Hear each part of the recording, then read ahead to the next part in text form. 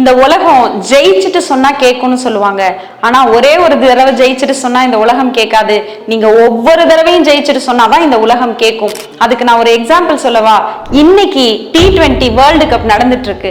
ஒருத்தரை பயங்கரமா திட்டிக்கிட்டு இருக்கோம். அது வேற யாரும் இல்ல, சிவம் துபேவை.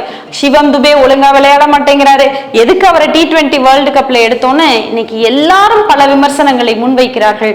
ஆனா இதே சிவம் துபேவை சமீபத்துல ஒரு மாதத்துக்கு முன்னாடி சிவம் துபே மாதிரி விளையாட முடியுமா, ஆறுசாமி வந்துட்டான்டா, 6 அடிக்கவே பிறந்தவன் இந்த உலகம் தூக்கி வச்சு கொண்டாடுச்சு.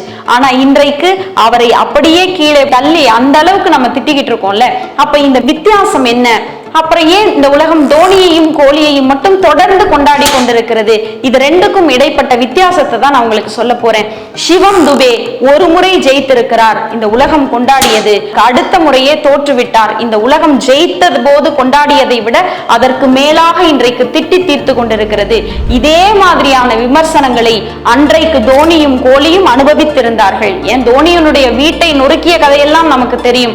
ஆனால் இன்றைக்கு தோனியும் கோலியும் இந்த அளவிற்கு உயர்ந்திருப்பதற்கு காரணம் என்ன தெரியுமா?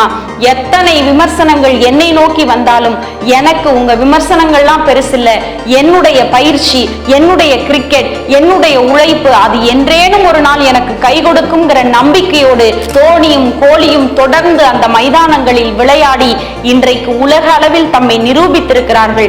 அப்படி நிரூபித்த பிறகு இன்றைக்கு தோனியும் கோலியும் டக் அவுட் ஆனால் கூட கொண்டாடுவதற்கு அவர்கள் இந்த சமூகம் தயாராக இருக்கிறது என்றால், நீங்கள் ஒரு முறை ஜெயித்து விட்டு ஒரு முறை தோற்றால் எல்லோரும் போலவே இந்த சமூகமும் உங்களை திட்டும்.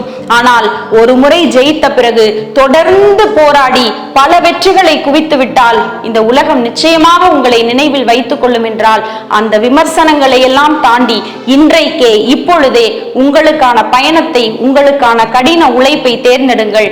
நாளைக்கு நீங்களும் வரலாற்றில் புகழப்படுவீர்கள்.